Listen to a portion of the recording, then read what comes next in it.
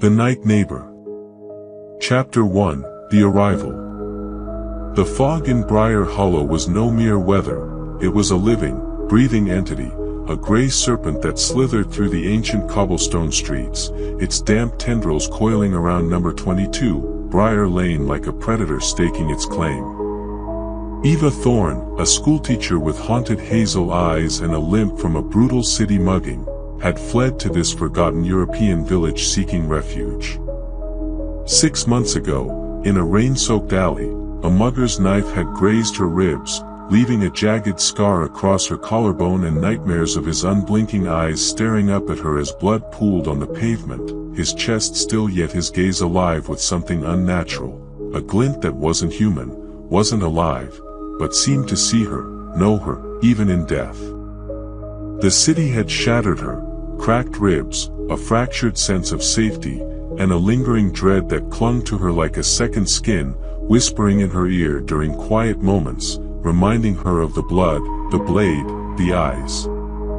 Briar Hollow, with its perpetual twilight, fog-bound lanes, and sleepy charm, promised a quiet place to stitch herself back together, to silence the screams that echoed in her dreams, to escape the memory of that alley where she'd run, leaving the man to die, her fear outweighing her guilt.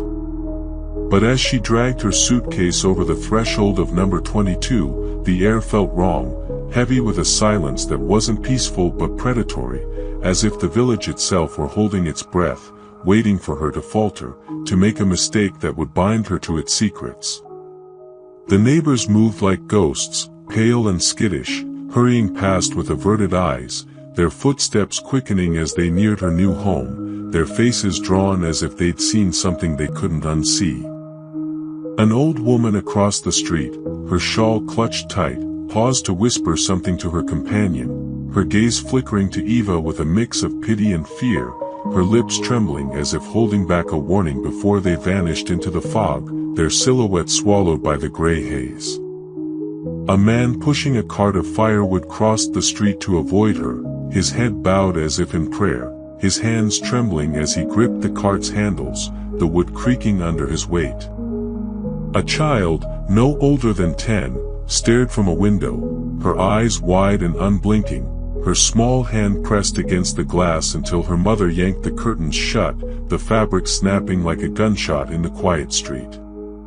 Eva's skin prickled, the weight of their stares lingering like a cold touch, their silence louder than words, heavy with unspoken truths. Number 22 was a relic, crooked brick walls stained with moss, windows that rattled in the wind like chattering teeth, and a faint smell of damp wood mingled with something sharper, like rust or old blood, that caught in her throat and made her cough, the scent lingering like a warning. The house groaned under her steps, its floorboards creaking like a ship caught in a storm, each sound a protest against her presence, or perhaps a warning to flee before it was too late, before the village claimed her as it had others. Mrs. Bellamy, her landlady, was a gaunt figure with a face like cracked porcelain, her eyes like chipped flint, sharp and unyielding, her hands trembling as she handed Eva the keys, their metal cold and biting, sinking into her palm like a warning. The old woman's fingers lingered too long, as if reluctant to let go, as if passing a curse or a burden she could no longer carry. "You'll hear him at midnight," Mrs. Bellamy said, her voice a low rasp, barely audible over the wind's mournful howl, which seemed to rise from the village itself, a chorus of unseen voices woven into the gale. "Mr. Caldwell, next door at number 24. Don't look out the window. Don't ever look." Her eyes bored into Eva's, sharp with a fear that seemed to age her beyond her years, her lips trembling as if she wanted to say more but couldn't, her hands clutching her shawl until her knuckles whitened, the fabric fraying under her grip. Eva forced a smile, her city-bred skepticism brushing off the warning as rural superstition, though her scar throbbed faintly, a reminder of her own vulnerability, the knife's graze a wound that had never fully healed. "What's he like, this Caldwell? Should I bring him a welcome pie or something?" Her attempt at humor fell flat, her voice echoing in the empty foyer, swallowed by the house's oppressive silence, the air thick with the weight of secrets that seemed to seep from the walls themselves. She tried to laugh, but it came out hollow, a nervous sound that didn't belong in this place. Mrs. Bellamy's eyes flicked to the house next door, its curtains drawn tight, its bricks stained with decades of neglect, as if the fog itself had etched its mark, carving patterns that looked almost deliberate, like runes or eyes. "He's not the kind you meet," she said, her voice dropping to a whisper, her fingers tightening around her shawl until the fabric tore slightly, a faint rip that echoed in the quiet. "He keeps to himself. You do well to do the same. And keep your curtains shut, especially after dark. Promise me that, girl, or you'll wish you had." Her voice cracked, and she turned away, shuffling into the fog, her footsteps fading like a fading heartbeat, leaving Eva alone in a house that seemed to watch her every move, its walls creaking as if whispering her arrival to something unseen, something ancient, something hungry. That night, Eva unpacked her meager belongings, a stack of worn novels, their pages yellowed from years of handling, their spines cracked from nights spent escaping her fears, each book a lifeline to a world where she could hide from the alley, from the blood, from the eyes. A chipped teacup from her mother, its floral pattern faded like a memory, its handle worn from her mother's hands, a relic of a time before the city broke her. A photo of her parents she couldn't bear to look at since the mugging, their smiling faces a reminder of a life she no longer recognized, a life before the knife, the blood, the eyes that wouldn't close. The house groaned under her weight, its walls creaking in a rhythm that felt almost deliberate, like a heartbeat, each sound echoing in her chest, syncing with her pulse until she couldn't tell where her fear ended and the house began. She tried to sleep, but the silence of Briar Hollow was suffocating, broken only by the distant wail of a fox, sharp and mournful, cutting through the fog like a scream, and the occasional clatter of a loose shutter against the window, like a warning knock from something outside, or inside. Mrs. Bellamy's words gnawed at her, "Don't look out the window." She pulled the quilt tighter, telling herself it was just village folklore, the kind of tale spun to scare newcomers, to keep them in line, to bind them to the village's rules. But the house seemed to listen, its walls creaking in response to her thoughts, as if it knew her doubts and mocked them, as if it were alive and waiting, its shadows stretching across the ceiling, dancing in patterns that didn't match the moonlight, twisting into shapes that looked almost human, almost alive, their edges curling like fingers reaching out from the dark, whispering her name in a language she couldn't understand but felt in her bones. Chapter 2, The First Night. At 12:03 a.m., the footsteps began. Slow, deliberate, like boots crunching through wet gravel, they circled number 22 with a rhythm that set Eva's teeth on edge, each step a hammer against her nerves, a deliberate intrusion that seemed to know exactly how to unravel her. Her heart thundered in her chest, loud enough to drown out the wind howling outside, its wail rising to a scream that seemed to come from the village itself, a chorus of unseen voices mourning or warning, their tones weaving together into a cacophony that pressed against her skull. She lay frozen, clutching the edge of her quilt, the darkness pressing against her like a physical weight, thick and suffocating, the air growing colder with each step, as if the night itself were closing in, tightening its grip. The footsteps paused beneath her bedroom window, and a faint scratching joined the silence, like nails dragging across wood, slow and deliberate, as if testing the house's defenses, searching for a crack, a weakness, a way in.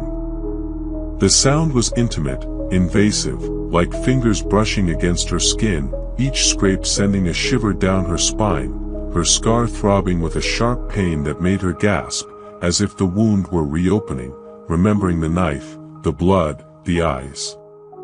Against every instinct, against the scream in her mind telling her to stay still, to hide, to pretend she wasn't there. Eva crept to the window, her bare feet silent on the icy floorboards, each step sending a jolt of fear through her, her pulse hammering in her ears, her breath shallow and ragged. Her hands shook as she reached for the curtains, her fingers trembling so badly she nearly tore the fabric, her scar burning as if warning her to stop. Her breath fogged the glass as she parted the curtains, the cold seeping into her skin, and she peered into the street below. Under the flickering lamppost stood a man, tall, impossibly thin, in a black coat that seemed to swallow the light, its edges fraying into the fog like smoke, blending with the shadows until he was barely distinct from them, a silhouette that seemed to flicker in and out of existence. His face was bone white, almost luminescent, glowing with an unnatural pallor that made her stomach twist, and his eyes were fixed on her window, unblinking, like twin voids carved into his skull, black and endless, pulling at her soul. His head tilted slightly, as if sensing her gaze, and a faint smile curled his lips, revealing teeth too sharp, too many, glinting like shards of glass in the dim light, their edges jagged and uneven, their gleam unnatural, like something forged in a place where light didn't belong. He didn't move, didn't sway, just stared, his gaze piercing through the glass and into her soul, peeling back her fears like skin, exposing the raw terror of the city alley where she'd nearly died, the knife flashing, the blood pooling, the mugger's eyes staring up at her, unblinking, even in death, alive with something that wasn't human, something that had followed her here, found her here, claimed her here. Jesus Christ, Eva gasped, stumbling back, her heart slamming against her ribs, her breath coming in short, sharp gasps, her scar burning so fiercely she clutched it, wincing as if the knife were cutting her again. The curtains fell shut, and the footsteps resumed, slower now, as if savoring her terror, each step deliberate, mocking, a predator circling its prey. They paused at the front door, the silence stretching until she thought she'd scream, then moved to the back, then under her window again, the scratching growing louder, closer, like it was coming from inside the walls, from the floorboards beneath her feet, from the ceiling above, a rhythmic clawing that seemed to echo inside her skull, matching the pulse of her scar. She scrambled to the bed, pulling the quilt over her head like a child, her breath hot and ragged, her hands shaking so badly she dropped the knife she'd grabbed from the nightstand, its blade clattering on the floor like a warning. The sound followed, relentless, a predator toying with its prey, the scratching now a chorus of claws, like a dozen hands scraping at the house, searching for her. The footsteps stopped abruptly at 4 a.m., leaving a silence that was somehow worse, heavy with the promise of return, the air thick with the weight of something watching, waiting, its presence a pressure against her skin, her scar throbbing as if it knew something she didn't. When she dared to look out again, the street was empty, the lamppost dark, as if it had never been lit, its metal bent slightly, leaning toward number 24 like a supplicant bowing to a god. But on the glass, etched faintly as if by a fingertip, was a single word, EVA. The letters were jagged, uneven, carved deep into the glass, as if scratched by something sharper than a nail, something not human. When she touched them, the glass was cold, slick with condensation that smelled faintly of iron, like blood, the scent sharp and nauseating, coating her throat like a memory. She tried to wipe it away, scrubbing until her fingers bled, but the word remained, unyielding, as if the glass itself had accepted it, claimed it, made it part of itself. Sleep didn't come. Eva sat up, her back against the headboard, listening to the house groan and settle, each creak a whisper, each gust of wind a warning, the knife clutched tight in her hand, its blade reflecting the faint moonlight, glinting like the teeth she'd seen. She checked the locks twice, her hands shaking, but the house felt porous, as if something could slip through the cracks, as if the walls themselves were watching, waiting, breathing with her. The word on the window burned in her mind, a violation that made her skin crawl, a promise that whatever was out there knew her name, knew her fear, knew her guilt, and wasn't finished with her. Chapter 3: The Silent Neighbor. Morning brought no relief. The fog hung thicker, swallowing the village in a gray haze that muffled sound and blurred the edges of reality, making the world feel like a dream gone wrong, a place where shapes shifted just out of sight, where the air itself seemed to watch. Eva knocked on number 24's door, determined to confront this Mr. Caldwell, to put a face to the terror that stalked her nights, to reclaim some shred of control over the fear that was consuming her. The house looked dead. Dust coated the steps, thick enough to leave footprints, as if no one had walked there in years, and the windows were smeared with grime, their surfaces streaked with something that looked like oil or blood, glistening faintly under the weak morning light. The mailbox overflowed with decayed envelopes, their ink faded to illegibility, some dated decades ago, addressed to names like Eleanor Caldwell and Lydia Caldwell, names that stirred a vague unease in her chest, like a memory she couldn't place, a story she'd heard but forgotten. She knocked again, harder, her knuckles stinging against the warped wood, its surface splintered and cold, as if it hadn't been touched by warmth in years, its texture rough against her skin, leaving splinters in her fingers. No answer. She pressed her ear to the door, holding her breath, her heart pounding so loudly she could feel it in her throat. A faint hum vibrated through the wood, like a swarm of bees trapped deep inside the walls, pulsing with a rhythm that matched her heartbeat, alive and hungry, a low drone that made her stomach twist and her skin crawl, as if the house itself were breathing, aware of her presence, angry at her intrusion. She tried the doorknob, but it was locked, the metal cold and slick, as if coated in oil or something worse, its surface leaving a residue on her fingers that smelled faintly of decay, sharp and bitter, like the blood on her porch. She stepped back, noticing a faint smear of red on the doorstep, like a careless footprint, glistening wet despite the dry air, its edges curling inward as if alive, its surface rippling faintly under the dim light. It hadn't been there when she arrived, and the sight made her heart race, her scar throbbing as if in response. She crouched, touching it, and her fingers came away sticky, the smell of iron sharp in her nose, unmistakable, the same scent that had lingered on her porch, that had followed her from the city. Her breath caught as she backed away, the hum growing louder, vibrating in her bones, as if the house were waking up, its drone rising to a growl that echoed in her chest, shaking the ground beneath her feet.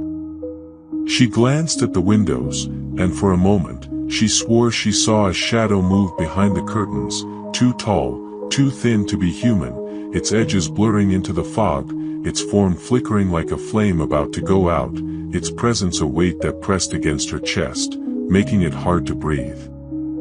At the village market, Eva tried to ask about her neighbor, her voice sharp with desperation, her hands shaking as she gripped the counter, her scar burning faintly, as if warning her to stop. The shopkeeper, a ruddy man with trembling hands and a nervous tic that made his eye twitch, froze when she mentioned the name, his face paling as if she'd uttered a curse.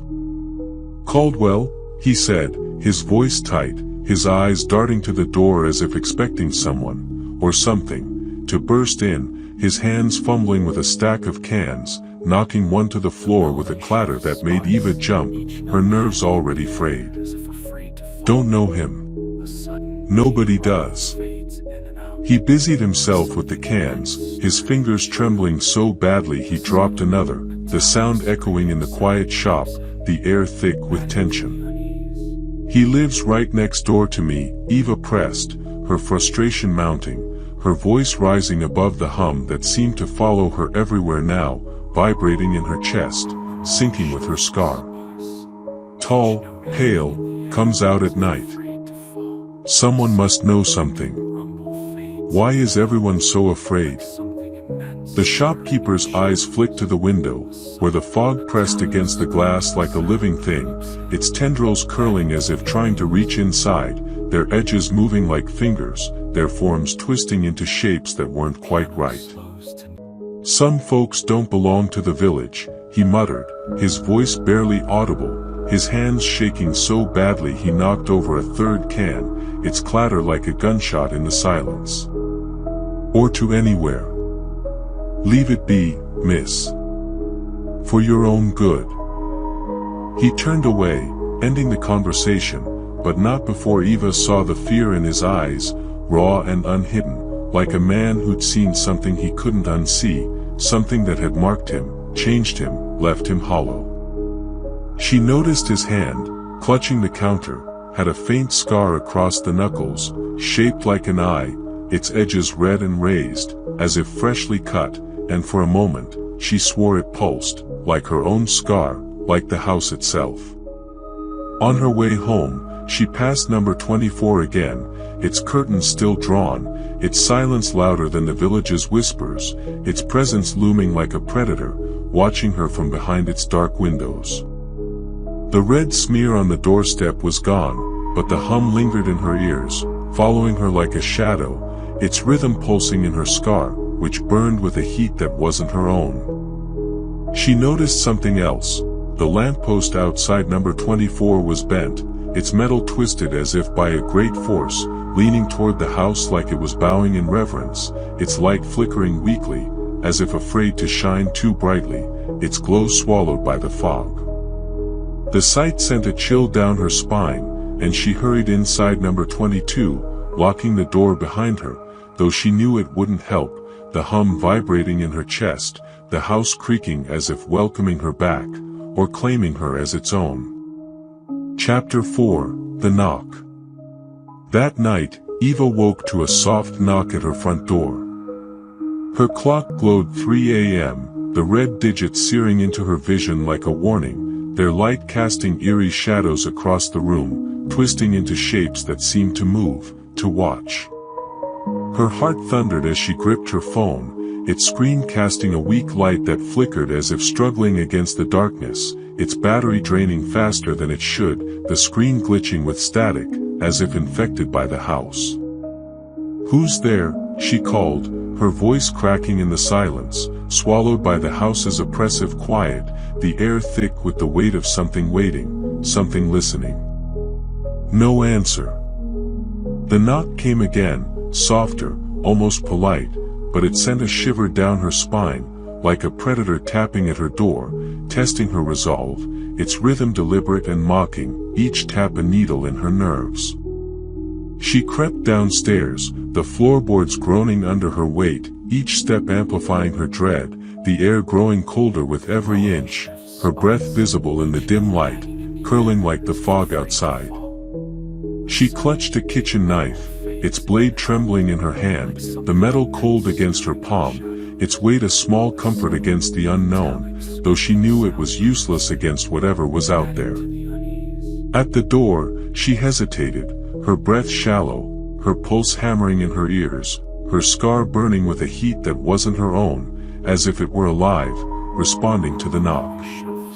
She flung it open, the knife raised, her heart in her throat, her body braced for a fight she wasn't sure she could win. The porch was empty, the fog swirling like a living thing, curling around the lampost's weak light, its glow barely piercing the haze, flickering as if afraid, as if it knew what was out there. But her doormat was soaked, a dark puddle spreading across it, glistening under the moonlight, its surface rippling as if alive, its edges creeping toward her bare feet, warm and viscous, like a living thing reaching for her. The air reeked of iron, sharp and metallic, unmistakable. Blood.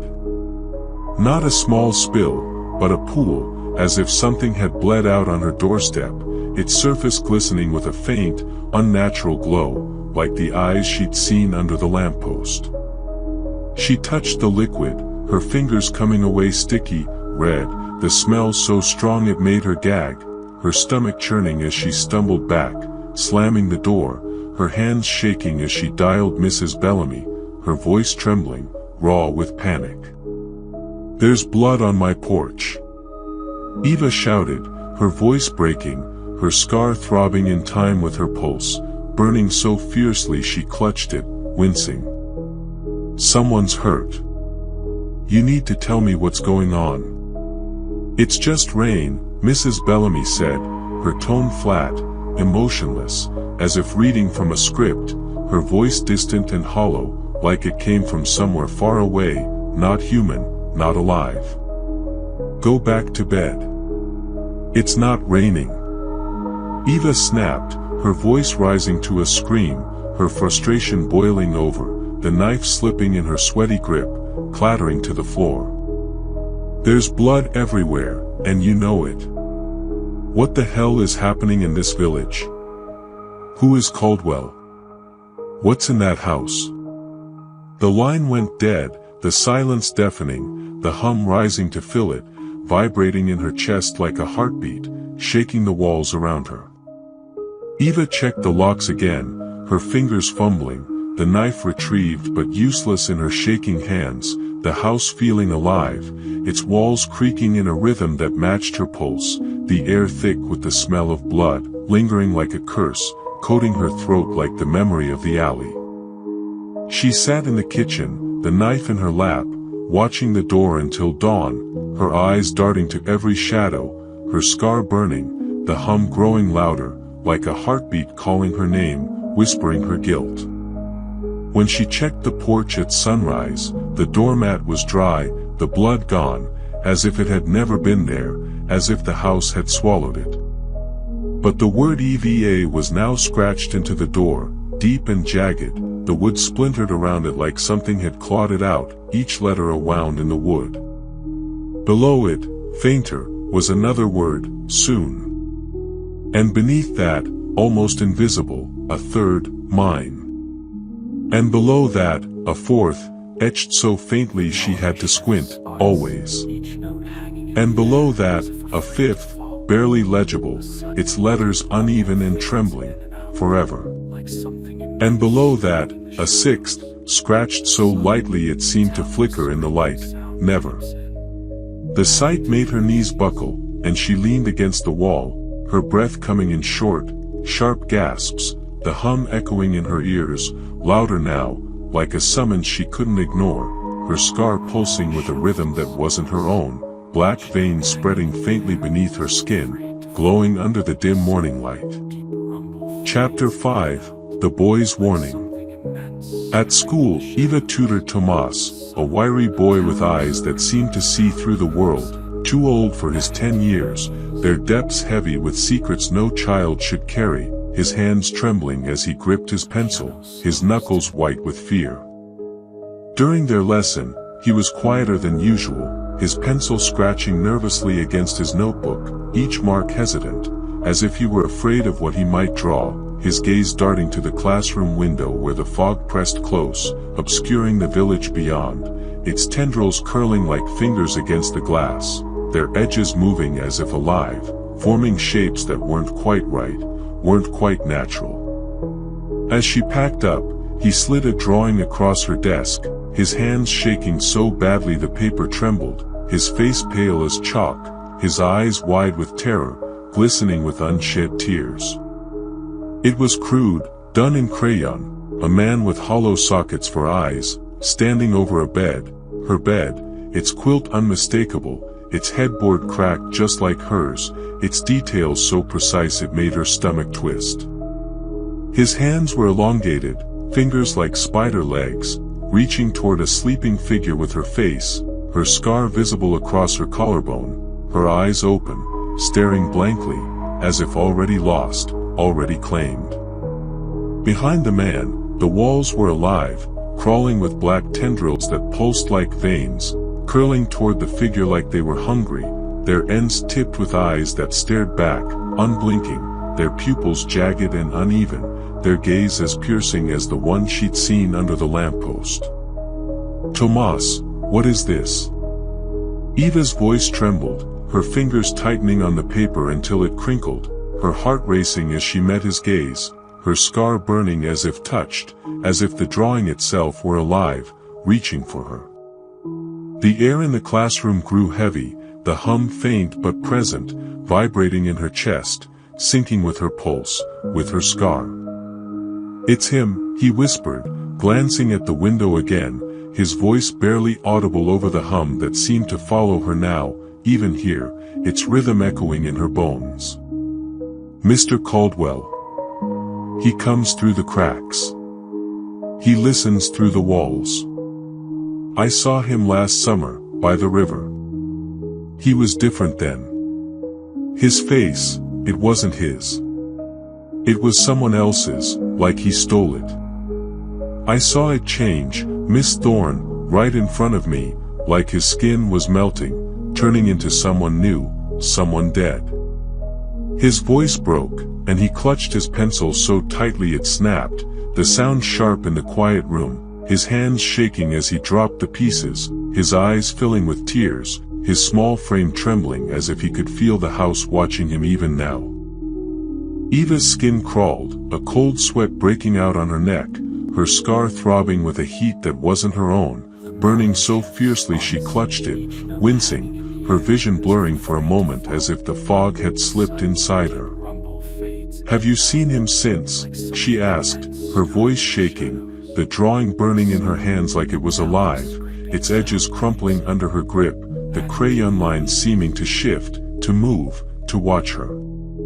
Tomas nodded, his hands shaking so badly he knocked his notebook to the floor, his eyes glistening with tears, his voice barely a whisper. "He watches you. At night. I saw him outside your house, standing under the lamppost. He didn't have a shadow.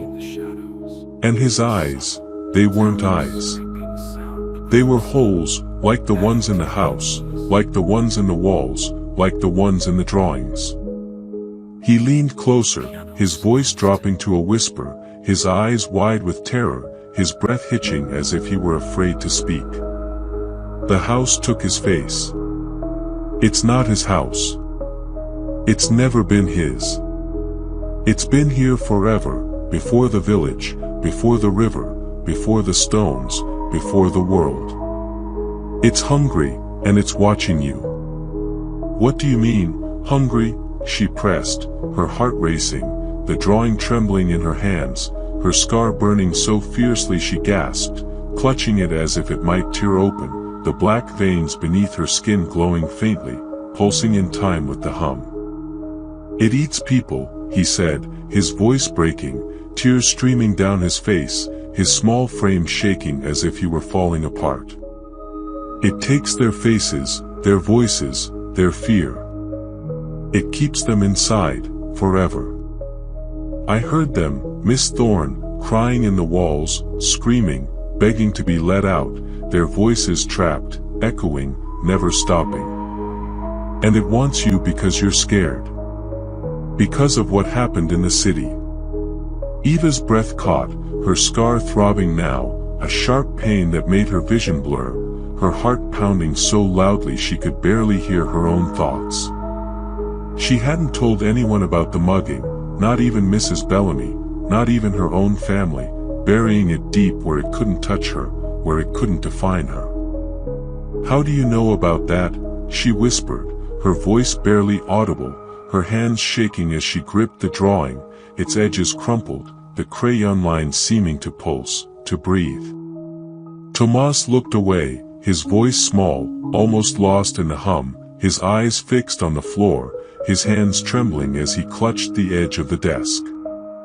"The house told me. It knows everything. It knows you.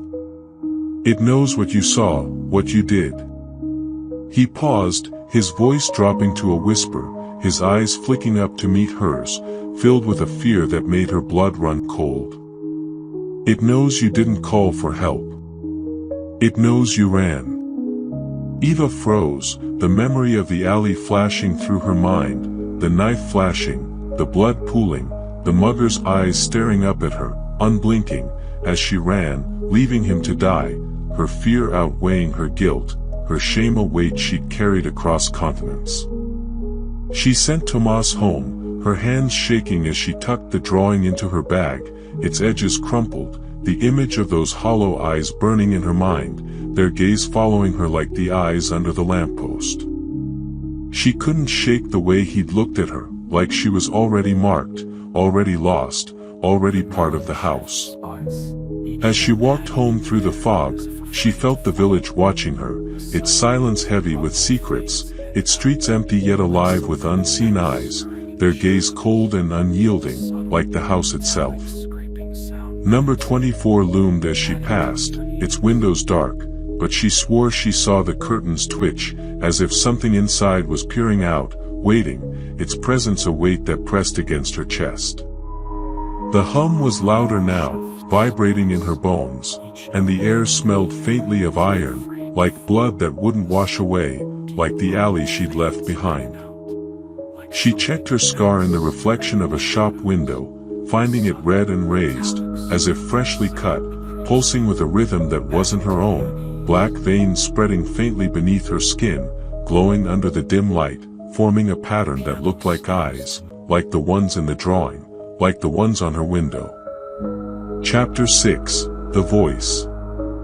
That evening, Eva's phone rang, the screen flashing a string of zeros, like a call from nowhere, the numbers flickering as if struggling to exist, the screen glitching with static, as if the call itself were infected by the house. Her stomach twisted, a cold dread settling in her bones, her scar burning as if touched by fire, the black veins pulsing faintly, glowing under her skin. She answered, her voice hesitant, barely above a whisper, her hands trembling as she held the phone to her ear, her heart pounding so loudly she could barely hear her own breathing. Hello. A raspy voice slithered through the static, like wine through dead leaves, sharp and cold, each word a needle in her mind, piercing her thoughts, drawing blood. We remember you, Eva. We remember what you saw in the city. The blood. The blade. The man who didn't die. You can't run from it. You belong to us now. The voice wasn't human, it was too deep, too layered, like a chorus of voices speaking as one, some high and keening, like a child's, some low and guttural, like a beast's, all weaving her name into a chant that echoed in her skull. The line cut off, the silence deafening, the hum rising to fill it, vibrating in her chest like a heartbeat, shaking the walls around her, the air thick with the smell of decay, like the alley, like the porch, like the house. Her call log was empty, as if the call had never happened, the screen still flickering faintly, as if infected by the voice, by the house. Her pulse pounded in her ears as she checked every door, every window, but the house felt porous, like it was breathing with her, its walls creaking in time with her heartbeat, the air heavy with the weight of something watching, waiting, its presence a pressure against her skin. The voice had known about the mugging, the details she'd buried deep, the way the mugger's knife had grazed her ribs, the blood that wasn't hers pooling on the pavement, the way his eyes had stayed open, unblinking, even after he fell, his chest still yet his gaze alive with something unnatural, something that had followed her here, found her here, claimed her here. She'd told no one in Briar Hollow, not even Mrs. Bellamy, not even herself, refusing to speak the truth aloud, burying it where it couldn't touch her, where it couldn't define her. How did it know? How could it know? She clutched the kitchen knife, sitting in the dark, waiting for the footsteps, her eyes darting to every shadow, her scar burning with a heat that made her wince, the black veins spreading further, glowing faintly, forming a pattern that looked like a map, leading her back to number 24. They didn't come, but the silence was worse, heavy with the weight of something watching, waiting, its presence a pressure that made her skin crawl, her scar throbbing as if it were alive, responding to the house. The walls creaked, louder now, and she swore she heard her name whispered, not from outside but from the floorboards beneath her feet, from the ceiling above, from the walls themselves, a chorus of voices weaving her name into a chant, some human, some not, some sounding like the child from Mrs. Bellamy's story, like Tomas, like her own voice twisted into something else. She checked the window, finding the word EVA still etched there, deeper now, the letters surrounded by a jagged circle of scratches, like a ritual mark, a claim. Below it, soon, mine, always, forever, and never were joined by a new word, eternal. She tried to scrub it off, but the glass was unyielding, the words carved deep, as if by something sharper than a finger, something not human, something ancient. Her scar burned, and when she touched it, her fingers came away wet, not with blood but with a black, viscous liquid that smelled of decay, its edges glistening like the puddle on her porch, forming veins under her skin that pulsed in time with the hum, glowing faintly, like a beacon calling her to the house next door. Chapter 7: The Shadowless House. Under the next full moon, Eva noticed something impossible. Number 24 cast no shadow. The other houses stretched long, dark shapes across the street, their outlines sharp against the cobblestones, but Caldwell's stood untouched, as if the moonlight refused to acknowledge it, as if the house existed outside the laws of the world, a void in reality itself, a wound in the fabric of existence. She watched from her window, her breath fogging the glass, her hands trembling, her scar pulsing with a heat that wasn't her own, black veins spreading faintly under her skin, glowing under the moonlight, forming a pattern that looked like eyes, like the ones in Tomas' drawing, like the ones on her window. At midnight, he appeared, pacing under the lamppost, his movements jerky, like a marionette with tangled strings, his black coat trailing behind him like a shroud, its edges fraying into the fog, blending with the shadows until he was barely distinct from them. His eyes found her window, unblinking, and she felt them inside her, peeling back her skin, exposing the fears she tried to bury, the alley, the knife, the blood, the mugger's eyes that wouldn't close, their gaze alive with something that wasn't human, something that had followed her here, found her here, claimed her here. She set her phone to record, aiming it at the street, desperate for proof, for something to anchor her to reality, to prove she wasn't losing her mind, to show the world what was happening in Briar Hollow.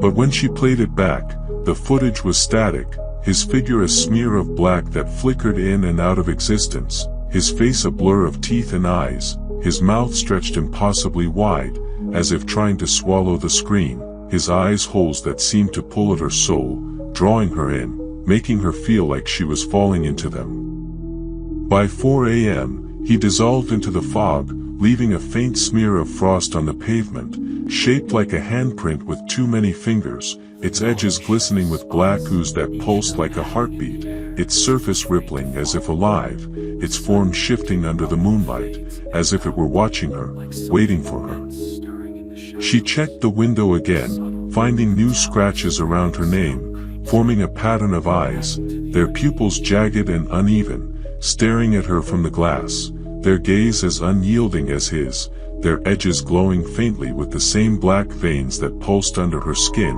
syncing with the hum that now filled her house, her body, her mind. Eva didn't sleep. She sat up, replaying Tomas' words, "The house is hungry." She looked at number 24 through her window, its windows dark, its silence louder than the village's whispers, its presence a weight that pressed against her chest, making it hard to breathe. The hum she'd heard at its door was in her house now, faint but growing, vibrating in the walls like a heartbeat, echoing in her scar, which burned and pulsed as if alive, as if it were part of the house, part of him. She found herself tracing the scar, the one from the mugging, and noticed it was warm, almost glowing, the black veins spreading further, forming a pattern that looked like a map, like a labyrinth leading her back to number 24, its lines curling like the fog, like the tendrils in the drawing. She checked her reflection in a spoon, the only reflective surface she hadn't covered, and saw her eyes flicker, just for a moment, to black, like his, her face blurring for a second, as if it wasn't hers anymore, as if the house were already claiming her, reshaping her in its image. Chapter 8: The Landlady's Secret. Eva cornered Mrs. Bellamy in her cluttered parlor, the air thick with the smell of mothballs and stale tea, the walls lined with faded photographs of people long gone, their faces blurred as if erased by time, their eyes scratched out in some, as if someone had tried to blind them. The old woman was hunched over a chipped teacup, her hands shaking as Eva slammed her palms on the table, rattling the porcelain, her voice sharp with desperation, raw with fear, her scar burning so fiercely she could barely think. "Tell me about Caldwell," she demanded, her eyes burning with a mix of anger and terror, her hands trembling as she gripped the table, her scar throbbing in time with her pulse, the black veins glowing faintly under her skin, pulsing like the house itself. "What's wrong with that house? Why is everyone so scared? Why is my name on the window, my door? Why is there blood on my porch, and why is it in my house?" Mrs. Bellamy's eyes darted to the window, where the fog pressed close, obscuring number 24, its shape barely visible through the haze, its presence looming like a predator, its windows dark but alive, watching. "He was a man once," she said, her voice barely above a whisper, her hands clutching the teacup so tightly it cracked, a thin line of tea seeping onto the table, its surface glistening like the black ooze on Eva's doorstep, its edges rippling faintly, as if alive. "Lived there with his wife, Eleanor, and his daughter, Lydia, years ago. A good man, they said, a carpenter, loved his family, built half the houses in this village, including yours. But the house changed him. He made a deal with something old. Something that's been here longer than the village, longer than the stones under our feet, older than the river itself, older than time, older than God. It promised him life, eternal life, but it took everything else, his family, his soul, his face, his name." "What do you mean, a deal?" Eva's voice rose, her patience fraying, her scar burning as if in response to the words, the black veins pulsing under her skin, glowing faintly, forming a pattern that looked like eyes, like the ones on her window, like the ones in the drawing. "What's in that house? What's doing this to me?" "The house wears him now," Mrs. Bellamy said, her eyes wide with fear, her voice trembling, her hands shaking so badly the teacup fell, shattering on the floor, the sound sharp and jarring, like a bone breaking. "It's not his anymore. It takes what it wants, fear, pain, the dark parts of you, the parts you hide, the parts you're ashamed of. It feeds on them, grows stronger, grows hungrier. And it wants you, Eva. You've got darkness in you, from the city. It smells it, tastes it, like blood in the water, like the blood you left behind." Eva's blood ran cold, the memory of the mugging flashing through her mind, the knife flashing, the blood pooling, the mugger's eyes staring up at her, unblinking even in death, his chest still yet his gaze alive with something unnatural, something that had followed her here, found her here, claimed her here. "Why me?" she whispered, her voice trembling, her hands shaking as she gripped the table, her scar burning so fiercely she clutched it, wincing, her vision blurring as if the fog were inside her.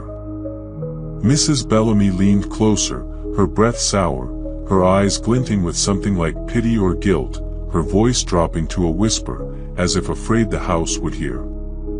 "You brought it with you. The house knows what you've seen, what you've done. It knows you ran, left him to die, left him bleeding in that alley. It's calling you home. It called Caldwell, it called his daughter, and now it's calling you." Her hands trembled, and she reached for a photograph on the table, one Eva hadn't noticed before, a young girl, no older than 8, with bright eyes and a smile, holding a crayon drawing of a house, its windows dark, its doorstep stained red. "This was Lydia," Mrs. Bellamy said, her voice breaking, tears welling in her eyes. "My granddaughter. What happened to her?" Eva asked, her voice barely audible, a chill settling in her bones, the hum vibrating in her chest, louder now, like a summons, like a heartbeat calling her name. Mrs. Bellamy's face darkened, her hands trembling so badly she dropped the photograph, its frame cracking as it hit the floor, the girl's face splitting in half. Lydia went into the house one night, looking for her father. She was only 8, a bright little thing, always drawing, always singing, always asking questions. Never came out. But sometimes, you can hear her, crying in the walls, begging to be let out, her voice trapped in the house, forever. The house keeps them all, Eva. It never lets go. Her voice broke, and she buried her face in her hands, sobbing, her shoulders shaking, the air thick with grief, with fear, with the weight of secrets too heavy to bear. Eva stumbled out of the parlor, her heart pounding, the hum louder now, vibrating in her chest like a warning, her scar burning as if it were alive, the black veins spreading further, glowing faintly, forming a pattern that looked like a labyrinth, leading her back to number 24. The fog seemed to follow her, curling around her ankles as she hurried back to number 22, her breath coming in short, sharp gasps, her vision blurring for a moment, as if the fog were inside her, filling her lungs, her mind. She swore she heard a faint cry, high and keening, coming from number 24, like a child trapped in the dark, its voice echoing in her ears, weaving with the hum, calling her name, her scar pulsing in response, as if answering. When she checked her scar, it was wet with black ooze, the same liquid she'd found on her doorstep, pulsing like a vein under her skin, glowing faintly, forming a pattern that looked like eyes, like the ones on her window, like the ones in Tomas' drawing, like the ones that watched her from the fog. Chapter 9, The Locks Betray. Fear drove Eva to fortify her home, her hands moving with desperate purpose, her mind racing with the need to keep something out, to hold on to the last shred of safety, to prove she could fight back. She nailed boards over the windows, her hands blistering from the hammer, the sound echoing through the silent street like gunshots, drawing nervous glances from the neighbors who dared to peek out, their faces pale, their eyes averted, as if she were a plague they couldn't risk touching. She installed new deadbolts, their metal gleaming in the dim light, and checked them obsessively, turning the keys until her fingers ached, the metal warm to the touch, as if it had been breathed on, as if it had been touched by something that wasn't her. She strung bells on the doors, their jingle a small comfort, a warning system against the unknown, their silver glinting faintly in the dark, their sound a fragile shield against the silence. But the next morning, every lock was reversed, the mechanisms twisted backward as if turned from inside, the metal hot and slick, as if something had touched it, claimed it, made it part of itself. The boards were untouched, but the air smelled of rot, like damp earth and decay, thick and cloying, coating her throat like the blood on her porch. The hum was louder, pulsing through the walls like a heartbeat, shaking the floor beneath her feet, its rhythm echoing in her scar, which burned and pulsed as if alive, the black veins spreading further, glowing faintly, forming a pattern that looked like a map, like a labyrinth, like a trap. Eva's stomach churned as she found a single footprint in the dust by her bed, too long, too narrow, with claw-like marks at the toes, pressed deep into the floorboards as if something heavy had stood there, watching her sleep, its presence a weight that lingered in the air, a violation that made her skin crawl. She ran her fingers over it, her hands trembling, and found it wet, oozing the same black liquid she'd seen on number 24's doorstep, its surface glistening like oil, burning her fingertips, leaving them red and blistered, the pain sharp and lingering, radiating up her arm, sinking with her scar. The bells on the door were silent, their strings cut, lying in a pile like dead snakes, their ends stained with the same black ooze, its surface rippling as if alive, as if it were watching her, waiting for her. She checked the walls, finding cracks that hadn't been there before, oozing the same black liquid, their edges pulsing like veins, their surface warm and yielding, like flesh. She touched one, and it burned, the pain shooting through her arm, her scar throbbing in response, the black veins spreading further, glowing brighter, forming a pattern that looked like eyes, like the ones on her window, like the ones in the drawing, like the ones that watched her from the fog. She called Mrs. Bellamy, her voice shaking, raw with panic, her hands trembling as she gripped the phone, the screen glitching as if infected by the house. Someone's been in my house. The locks, they're backward, and there's a footprint by my bed. It's not human. You have to tell me what's happening. It's the house, Mrs. Bellamy interrupted, her tone resigned, heavy with defeat, her voice distant, as if coming from somewhere far away, not human, not alive. It's waking up. It's hungry, Eva. You should leave, while you still can. I'm not running, Eva snapped, but her voice wavered, her bravado crumbling under the weight of her fear, her scar burning so fiercely she could barely think, the black veins pulsing in time with the hum, glowing brighter, like a beacon calling her to number 24. She didn't sleep that night, sitting in the dark with the knife, listening to the house breathe, its walls creaking in a rhythm that felt like a countdown, like a summons. The hum grew louder, and she heard faint whispers, her name woven into them, coming from the walls, the floor, the ceiling, a chorus of voices that weren't human, weren't alive, some sounding like Tomas, like the child from Mrs. Bellamy's story, like her own voice twisted into something else, something that wasn't hers anymore. She checked the windows, finding the word eternal etched deeper, surrounded by new scratches that formed a pattern of eyes, their pupils jagged and uneven, staring at her from the glass, their gaze as unyielding as his, their edges glowing faintly with the same black veins that pulsed under her skin, sinking with the hum that now filled her house, her body, her mind. Chapter 10, Into the House. At noon, Eva's fear turned to defiance, a spark of anger igniting in her chest, a refusal to let the house win, to let it consume her without a fight.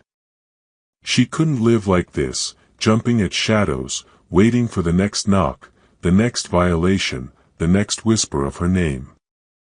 She picked the lock on number 24, her hand steady despite her racing heart, the metal cold and slick under her fingers, leaving a residue that burned her skin, the pain sharp and lingering, like the scar on her collarbone. The door creaked open, and the air hit her like a wave, thick and heavy, like breathing through a wet rag, the smell of decay so strong it made her gag, coating her throat like oil, like the blood on her porch, like the alley she'd left behind. The house was frozen in time, furniture draped in plastic, yellowed and brittle, cracking under her touch, a grandfather clock stuck at 12:03, its pendulum still, its face cracked as if struck by a hammer, its hands bent like claws, glinting faintly with black ooze that dripped onto the floor, pooling like blood. Every mirror was shattered, their frames warped like melted wax, reflecting nothing but darkness, their shards glinting with flecks of black ooze, their surfaces rippling as if alive. In the fireplace, she found a child's shoe, its laces charred, and a smear of ash shaped like a tiny handprint, its fingers too long, too thin, curled as if reaching out, begging for release, the air thick with the smell of burnt cloth and something worse, something alive. A creak came from upstairs, slow and deliberate, like footsteps on old wood, each one shaking the house, the sound echoing in her chest, sinking with her scar, with the hum that now filled the air. "Hello?" she called, her voice swallowed by the house, echoing back distorted, like a mockery, her name twisted into something else, something not human, something that made her skin crawl. Something shifted in the shadows, a flicker of movement, like a figure retreating around a corner, its edges blurring into the darkness, its form too tall, too thin, too wrong. She climbed the stairs, her flashlight trembling in her hand, its beam cutting through the gloom, revealing walls stained with black ooze that pulsed like veins, their surface rippling as if alive, their edges curling like fingers, reaching for her. The upstairs hallway was lined with doors, all closed, all identical, their handles cold and slick, like they'd been touched by something wet, something that left a residue that burned her skin. She opened one, finding a child's bedroom, its walls covered in crayon drawings of hollow-eyed figures, their mouths open in silent screams, their hands reaching out, clawing at the air, their forms shifting under the flashlight's beam, as if alive. One drawing showed a woman with her face, Eva's face, her eyes blacked out, her scar bleeding black, her hands bound by black tendrils that pulsed like veins, crawling toward a figure with no face, its mouth a gaping void, its hands elongated, its fingers tipped with claws that seemed to move, to reach out from the paper. She stumbled back, her breath ragged, and heard a whisper, her name, spoken by a child's voice, high and keening, coming from the walls, from the floor, from the ceiling, weaving with the hum, calling her, claiming her. The door slammed shut behind her, the sound shaking the house, and the hum grew louder, vibrating in her chest like a scream, shaking the walls, the floor, her bones. She ran, her flashlight flickering, the shadows closing in, their forms twisting into shapes that weren't human, weren't alive, their edges curling like fingers, like the tendrils in the drawing. As she reached the front door, she saw it, a figure in the corner, tall and thin, its face a blur of teeth and eyes, its mouth stretched impossibly wide, whispering her name, its voice a chorus of voices, some human, some not, all chanting, all hungry. She burst into the street, the fog swallowing her, and the laughter followed, low and guttural, coming from inside number 24, echoing in her ears as she locked herself in number 22, her hands shaking so badly she dropped the knife, its blade clattering on the floor like a warning, like a promise of what was to come. Chapter 11, His Voice. That night, Mr. Caldwell stood at her door, his black coat dripping with something that wasn't water, pooling on her porch like ink, thick and glistening, its surface rippling as if alive, its edges curling toward her like fingers, like the fog, like the house.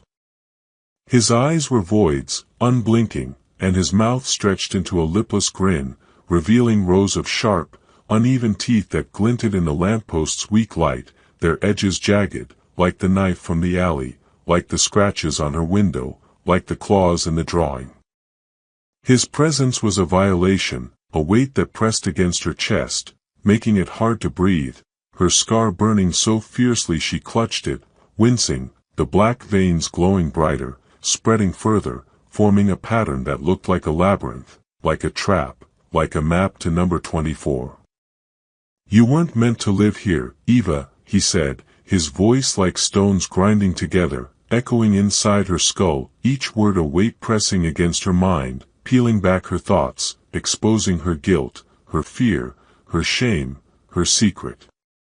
"You brought the light, your hope, your fight, your defiance. But I need your dark. Your pain. Your fear. The house needs it. It feeds on it, grows stronger, hungrier. And it's been waiting for you, Eva, since the alley, since the blood, since you ran."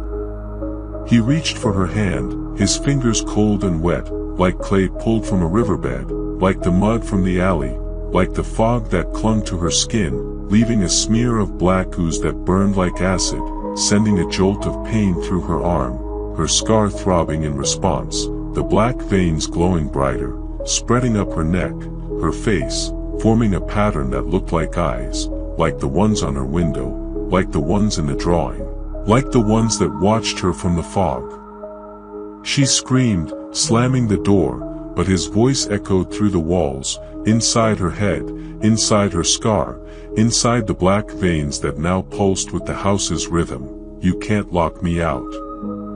The house knows you. It's inside you now."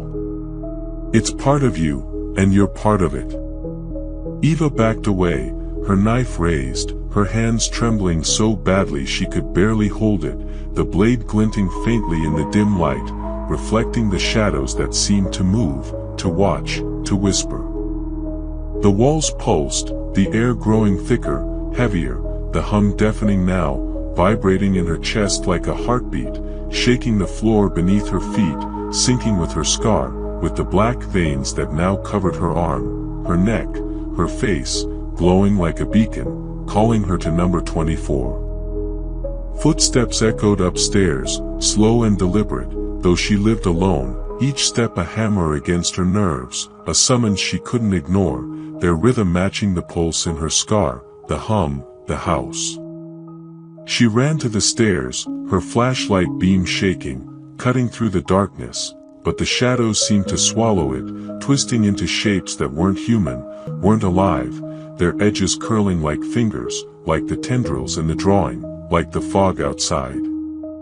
She saw nothing but darkness, but the footsteps grew louder, closer, circling her like a predator, their rhythm relentless, unyielding, like the house itself. The walls whispered her name, over and over, a chorus of voices, some human, some not, some sounding like Tomas, like the child from Mrs. Bellamy's story, like her own voice twisted into something else, something that wasn't hers anymore, something that belonged to the house.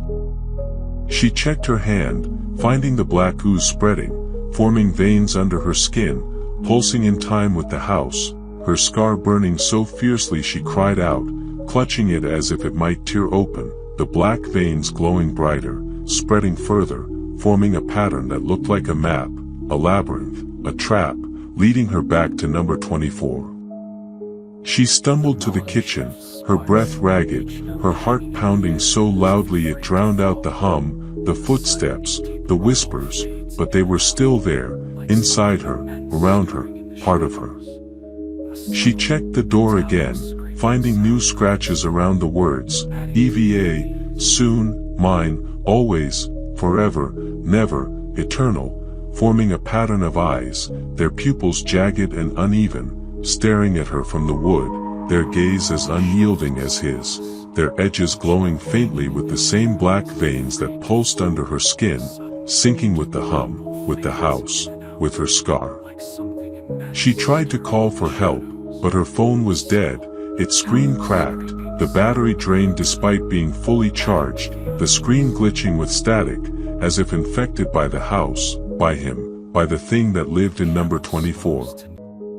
The air grew heavier, pressing against her chest, making it hard to breathe, and she heard his voice again, not from outside but from the walls, from the floor, from the ceiling, from inside her head, "You can't run, Eva. You never could." The alley was just the beginning. The house was always waiting.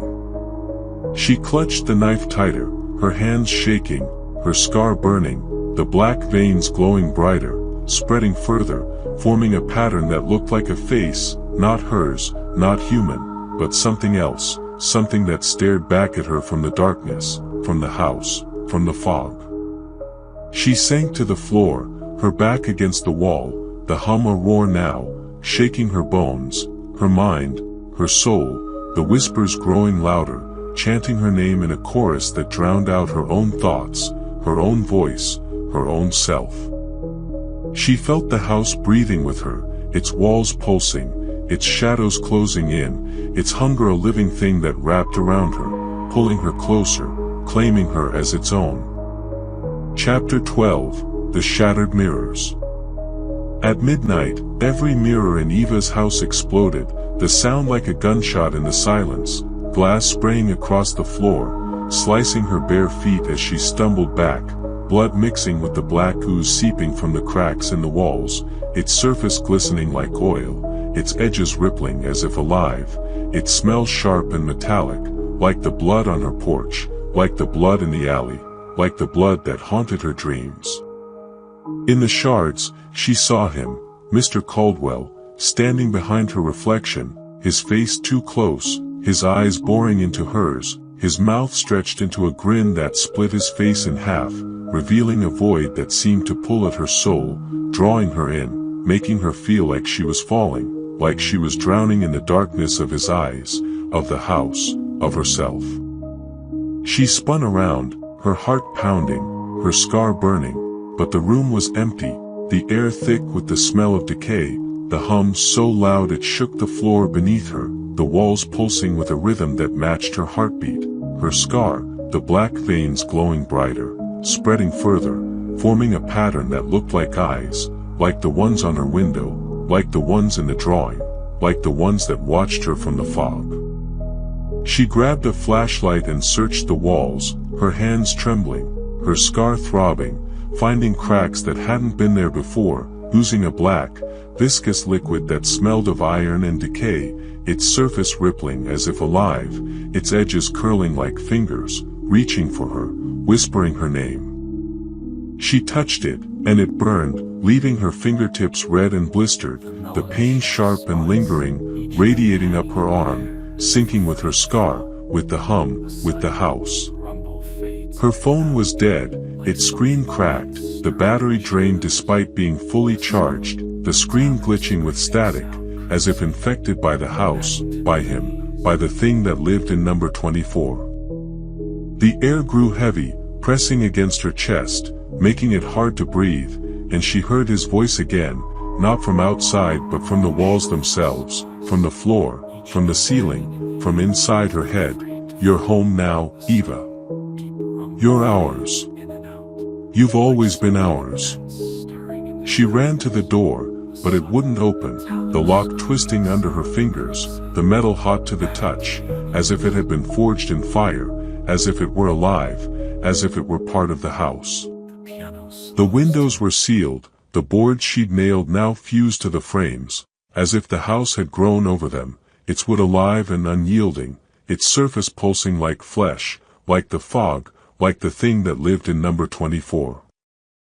The hum was a roar now, shaking the floor, the walls, her bones, and the room seemed to shrink around her, the walls closing in, the air so thick she could barely breathe, her scar burning so fiercely she screamed, clutching it as if it might tear open, the black veins glowing brighter, spreading further, forming a pattern that looked like a labyrinth, like a trap, like a map to number 24. She screamed again, her voice swallowed by the house, and the whispers grew louder, chanting her name in a chorus of voices, some human, some not, some sounding like Tomas, like the child from Mrs. Bellamy's story, like her own voice twisted into something else, something that wasn't hers anymore, something that belonged to the house. She stumbled to the kitchen, her flashlight flickering, its beam weak against the darkness, the shadows twisting into shapes that weren't human, weren't alive, their edges curling like fingers, like the tendrils in the drawing, like the fog outside. She checked the walls again, finding more cracks, more ooze, more eyes, their pupils jagged and uneven, staring at her from the plaster, their gaze as unyielding as his, their edges glowing faintly with the same black veins that pulsed under her skin, sinking with the hum, with the house, with her scar. She tried to smash the walls, to break through, to find a way out, but the plaster was soft, yielding, like flesh, and it bled black ooze, the liquid burning her hands, her arms, her face, spreading the veins further, glowing brighter, forming a pattern that looked like a face, not hers, not human, but something else, something that stared back at her from the darkness, from the house, from the fog. She sank to the floor, her knife useless, her flashlight dead, the hum a roar that drowned out her screams, the whispers a chorus that drowned out her thoughts, her voice, herself, the house breathing with her, its walls pulsing, its shadows closing in, its hunger a living thing that wrapped around her, pulling her closer, claiming her as its own. Chapter 13, The Boy's Fate. Tomas didn't come to school. Eva found a note pinned to her door, written in a shaky child's hand. He looked into the house. Now the house looks back. The paper was stained with black ooze, and it crumbled in her hands, the words blurring as if written in ink that was still wet, its edges glistening like the puddle on her porch, its surface rippling as if alive, as if it were part of the house, part of him, part of the thing that lived in number 24. She searched the village, pounding on doors, her voice hoarse from shouting, her scar burning, the black veins glowing brighter, spreading further, forming a pattern that looked like eyes, like the ones on her window, like the ones in the drawing, like the ones that watched her from the fog. The neighbors shut her out, their faces pale, their eyes averted, as if she carried a plague, as if she were already part of the house, already lost, already claimed. At dusk, she found Tomas' jacket by the river, torn and stained with the same black ooze seeping from her walls, its fabric shredded as if clawed apart, its edges curling like fingers, reaching for her, whispering her name. Beside it was a crayon, snapped in half, and a single word scratched into the dirt, "Run." Nearby, half buried in the mud, was a drawing, Tomas' face, his eyes hollow, his mouth open in a silent scream, surrounded by black tendrils that seemed to move under the fading light, their edges curling toward her like fingers, like the fog, like the house, their ends tipped with eyes that stared back, unblinking, their pupils jagged and uneven, their gaze as piercing as the one she'd seen under the lamppost. "Tomas," she screamed into the fog, her voice swallowed by the silence, the village still but alive with unseen eyes, their gaze cold and unyielding, like the eyes under the lamppost, like the eyes in the drawing, like the eyes on her window, like the eyes that watched her from the fog. She felt them watching her, not human, not alive, their presence a weight that pressed against her chest, making it hard to breathe, her scar burning so fiercely she clutched it, wincing, the black veins glowing brighter, spreading further, forming a pattern that looked like a map, like a labyrinth, like a trap, leading her back to number 24. She ran back to number 22, her heart pounding, but the house felt different now, its walls closer, its shadows deeper, the hum of physical force pressing against her, shaking the floor beneath her feet, sinking with her scar, with the black veins that now covered her arm, her neck, her face, glowing like a beacon, calling her to number 24. The air smelled of rot and iron, thick and cloying, coating her throat like the blood in the alley, like the blood on her porch, like the blood in her dreams. She found another drawing on her kitchen table, one she hadn't seen before, Tomas, his face half gone, his eyes hollow, standing in front of number 24, its windows alive with black tendrils, its door open like a mouth, ready to swallow him whole, its edges curling like fingers, like the fog, like the house.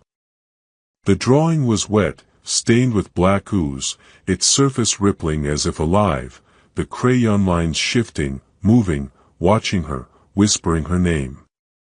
She tried to tear it apart, but the paper wouldn't rip, its surface slick and unyielding, like the walls of the house, like the glass of her window, like the thing that lived in number 24. She called the police, but the line was static, and a voice, not the operator's, whispered, "He's ours now. And so are you." The voice was his, but not his, a chorus of voices, some human, some not, all chanting her name, weaving it into a song that echoed in her skull, in her scar, in the black veins that pulsed under her skin, glowing brighter, like a beacon calling her home. The phone went dead, and the lights flickered, plunging the house into darkness, the hum growing louder, shaking the walls, the floor, her bones, her mind, her soul.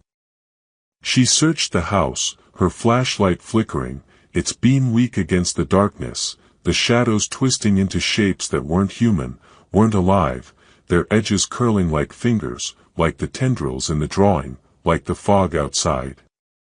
She found more drawings, scattered across the floor, each one worse than the last. Tomas, his face dissolving into black ooze, a woman with a lipless grin, her eyes hollow, a child with no face, her mouth open in a silent scream, all surrounded by black tendrils that pulsed like veins, their ends tipped with eyes that stared back, unblinking, their pupils jagged and uneven, their gaze as piercing as the one she'd seen under the lamppost, as the one in number 24, as the one in her dreams. The drawings were wet, stained with black ooze, their surfaces rippling as if alive, the crayon lines shifting, moving, watching her, whispering her name, chanting it in a chorus that drowned out her thoughts, her voice, herself. She tried to burn them, but the flames wouldn't catch, the paper unyielding, the ooze spreading, burning her hands, her arms, her face, spreading the black veins further, glowing brighter, forming a pattern that looked like a face, not hers, not human, but something else, something that stared back at her from the darkness, from the house, from the fog, from herself. Chapter 14, The House Consumes. Eva woke to find her walls bleeding, the air thick with the smell of decay, like the alley, like the porch, like the house, coating her throat like oil, like blood, like the thing that lived in number 24. Moss and mold spread like veins, curling up the stairs and into her bedroom, which was no longer hers, no longer recognizable, transformed into a mirror of the child's bedroom in number 24, cracked headboard, peeling wallpaper stained with black ooze, a child's shoe in the corner, its laces charred, its surface glistening with the same black liquid that seeped from the walls, its edges rippling as if alive.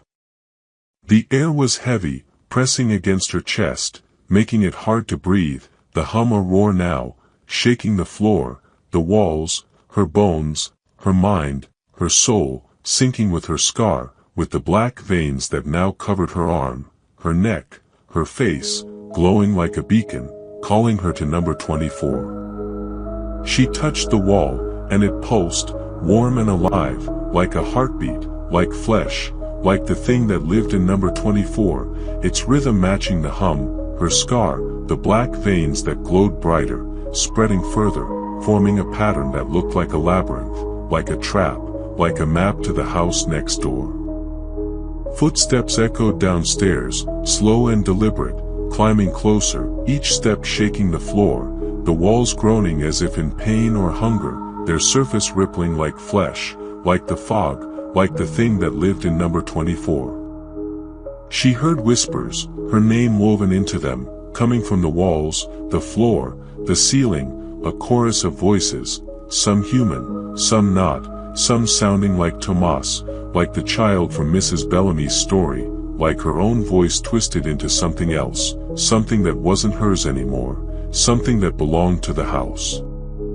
She grabbed the knife, her hands trembling, the blade glinting faintly in the dim light, reflecting the shadows that seemed to move, to watch, to whisper. She ran to the stairs, her flashlight flickering, its beam weak against the darkness, the shadows twisting into shapes that weren't human, weren't alive, their edges curling like fingers, like the tendrils in the drawing, like the fog outside. The footsteps grew louder, closer, circling her like a predator, their rhythm matching the pulse in her scar, the hum, the house, the black veins glowing brighter, spreading further, forming a pattern that looked like eyes, like the ones on her window, like the ones in the drawing, like the ones that watched her from the fog. "Get out!" she screamed, clawing at the mold, her nails tearing into it, black ooze seeping from the wounds, burning her hands, the pain sharp and lingering, radiating up her arms, sinking with her scar, with the hum, with the house. It grew faster, wrapping her wrists like tendrils, pulling her toward the wall, its surface soft and yielding, like flesh, like a mouth ready to swallow her, its edges curling like fingers, like the fog, like the thing that lived in number 24. The air thickened, and she heard his voice, not from outside but from inside her head, inside her scar, inside the black veins that now covered her body, glowing like a beacon, calling her home. "You're home now, Eva. You're part of us. You've always been part of us." She fought, kicking and screaming, her knife slashing at the tendrils, but they were stronger, tightening around her wrists, her ankles, her throat, pulling her closer, the floor softening beneath her, like quicksand, like a grave, like the alley where she'd left him to die. The walls closed in, their pulse matching hers, the hum a roar that drowned out her screams, shaking her bones, her mind, her soul, the black veins glowing brighter, spreading further, forming a pattern that looked like a face, not hers, not human, but something else, something that stared back at her from the darkness, from the house, from the fog, from herself. She saw flashes of faces in the mold, Tomas, his eyes hollow, his face half gone, a woman with a lipless grin, her eyes blacked out, a child with no face, her mouth open in a silent scream, all staring, all chanting her name in a chorus that echoed in her skull, in her scar, in the black veins that now covered her body, glowing like a beacon, calling her to number 24. Her scar burned, the black ooze spreading, forming veins that pulsed with the house's rhythm, her skin growing cold, wet, like clay, like the fingers that had touched her, like the fog, like the house itself. The door to number 22 groaned, swinging open of its own accord, revealing the street outside, where the fog swirled thicker, curling toward number 24 like a beckoning hand, its tendrils forming shapes that weren't human, weren't alive, their edges glowing faintly with the same black veins that pulsed under her skin. She tried to resist, planting her feet, but the floor seemed to tilt, urging her forward, the hum vibrating through her bones, her scar throbbing as if it were guiding her, pulling her toward the house next door. Her knife slipped from her hand, clattering uselessly to the floor, its blade sinking into the soft wood as if swallowed by the house, its metal glinting one last time before vanishing into the darkness. She stumbled outside, the fog wrapping around her like a shroud, cold and wet, its touch burning her skin, sinking with the black veins, with her scar, with the hum that now filled the world. Number 24 loomed before her, its door ajar, its windows dark but alive, pulsing with black ooze that dripped like tears, forming a trail that led inside, a path she couldn't refuse, a summons she couldn't ignore. Inside, the air was colder, heavier, the smell of decay so thick it choked her, coating her lungs like oil, like blood, like the alley she'd left behind.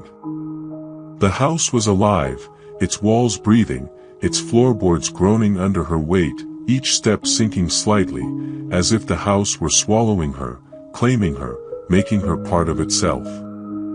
The grandfather clock still stood at 12:03, but now its hands twitched, ticking backward, each movement shaking the house, the hum rising to a scream that echoed in her skull, her scar, her veins. The drawings from the child's room were everywhere now, plastered across the walls, the ceiling, the floor, each one showing her face, her eyes hollow, her scar bleeding black, her hands bound by tendrils that pulsed like veins, their ends tipped with eyes that stared back, unblinking, their pupils jagged and uneven, their gaze as piercing as the one she'd seen under the lamppost. The faces in the drawings moved, their mouths opening in silent screams, their eyes following her, chanting her name in a chorus that matched the hum, the house, the black veins glowing brighter, spreading further, forming a pattern that looked like a labyrinth, a trap, a map to nowhere. She reached the staircase, the footsteps louder now, coming from above, below, all around, circling her like a predator, their rhythm relentless, unyielding, like the house itself. The shadows twisted, forming shapes that weren't human, weren't alive, their edges curling like fingers, like the fog, like the thing that lived in number 24. She saw him at the top of the stairs, Mr. Caldwell, or what wore his face, his coat dripping black ooze, his eyes voids that pulled at her soul, his mouth stretched into a grin that split his face in half, revealing rows of sharp, uneven teeth that glinted like shards of glass, their edges jagged, like the knife from the alley, like the scratches on her window, like the claws in the drawing. "You're home, Eva," he said, his voice a chorus of voices, some human, some not, some sounding like Tomas, like the child from Mrs. Bellamy's story, like her own voice twisted into something else, something that wasn't hers anymore, something that belonged to the house. He reached for her, his fingers cold and wet, like clay, like the fog, like the thing that lived in number 24, burning her skin, sending a jolt of pain through her arm, her scar throbbing, the black veins glowing brighter, spreading further, forming a pattern that looked like eyes, like the ones on her window, like the ones in the drawing, like the ones that watched her from the fog. She turned to run, but the door was gone, the walls closing in, the house shifting around her, the stairs stretching endlessly upward, downward, sideways, a labyrinth with no exit, no beginning, no end. The hum was a scream now, shaking her bones, her mind, her soul, the black veins glowing so brightly they burned, forming a pattern that looked like a face, not hers, not human, but something else, something that stared back at her from the darkness, from the house, from the fog, from herself.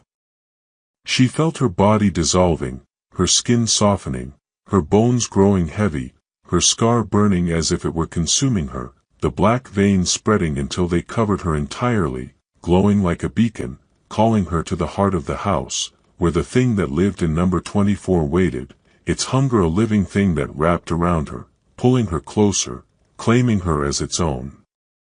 Her last thought was of the alley, the knife flashing, the blood pooling, the mugger's eyes staring up at her, unblinking, alive with something that wasn't human, something that had followed her here, found her here, claimed her here, forever. Chapter 15, The Eternal Hunger. The village of Briar Hollow woke to silence, the fog thicker than ever, curling through the streets like a living thing, its tendrils forming shapes that weren't human, weren't alive, their edges glowing faintly with black veins that pulsed like a heartbeat, like the house, like the thing that lived in number 24. Number 22 was empty, its door ajar, its windows dark, the word EVA still etched into the glass, now surrounded by a pattern of eyes, their pupils jagged and uneven, staring out at the village, their gaze as unyielding as his, their edges dripping with black ooze that pooled on the sill, rippling as if alive. The neighbors avoided it, crossing the street, their eyes averted, their hands trembling, their faces pale with fear, with guilt, with secrets they couldn't speak. Mrs. Bellamy sat in her parlor, clutching the photograph of Lydia, her granddaughter's face split by the crack in the frame, her eyes scratched out, her smile fading into the darkness, her hands trembling as she whispered, "I'm sorry, Eva. I tried to warn you." But her voice was swallowed by the hum, faint but ever-present, vibrating through the village, through the fog, through the walls of number 24, where it grew louder, hungrier, calling for the next. At the school, Tomas' desk was empty, his drawings gone, his absence a weight that pressed against the other children, their eyes wide, their hands trembling as they clutched their pencils, their faces pale as they glanced at the windows, where the fog pressed close, its tendrils curling like fingers, forming shapes that weren't human, weren't alive, their edges glowing faintly with black veins that pulsed like a heartbeat, like the house, like the thing that lived in number 24. The teacher, a new arrival, noticed the children's silence, their fear, but said nothing, her own hands trembling as she felt the hum, faint but growing, vibrating in her chest, sinking with her pulse, with the scar she hid beneath her sleeve, a scar from a city she'd fled, a scar that burned faintly, as if waking up, as if answering a call. Number 24 stood untouched, its windows dark, its doorstep clean, no trace of the black ooze, no trace of the blood, no trace of Eva or Tomas or the countless others who'd vanished into its walls, their faces trapped in the drawings, their voices trapped in the whispers, their souls trapped in the hunger that never slept. The lamppost outside leaned closer now, its metal twisted further, its light flickering weakly, as if afraid to shine, as if it knew what lived inside, what waited inside, what hungered inside. The house cast no shadow, not under the sun, not under the moon, its presence a void in the world, a wound that bled black ooze, that pulsed with a rhythm older than the village, older than the river, older than time itself, older than God. At midnight, the footsteps began again, slow and deliberate, circling number 22, pausing beneath the windows, the scratching faint but relentless, like nails dragging across wood, like claws searching for a crack, a weakness, a way in. The neighbors heard it, but they didn't look, didn't speak, didn't breathe, their curtains drawn tight, their doors locked, their prayers whispered in the dark, their hands trembling as they clutched their own scars, their own secrets, their own darkness. The hum grew louder, vibrating through the village, through the fog, through the walls of number 24, where it waited, patient, eternal, its hunger a living thing that never slept, never stopped, never died. A new name appeared on the window of number 22, etched in jagged letters, surrounded by eyes that stared out at the village, their pupils uneven, their gaze unyielding, their edges dripping with black ooze that pulsed like a heartbeat, like the house, like the thing that lived in number 24, Anna. The new teacher's name, the one who'd arrived with a scar, with a secret, with a darkness that the house could taste, could smell, could claim. And in the walls of number 24, the whispers grew louder, a chorus of voices, some human, some not, some sounding like Tomas, like Lydia, like Eva, like the countless others who'd been taken, their names woven into a chant that echoed through the fog, through the village, through the house, through the hunger that never ended. The house waited, its doors ajar, its windows alive, its walls breathing, its hunger growing, calling for the next, for Anna, for the one who would come after, for the one who would come after that, forever, eternal, always, never. The fog curled tighter, the hum rose higher, and the village held its breath, knowing the house was awake, knowing it was hungry, knowing it would never stop.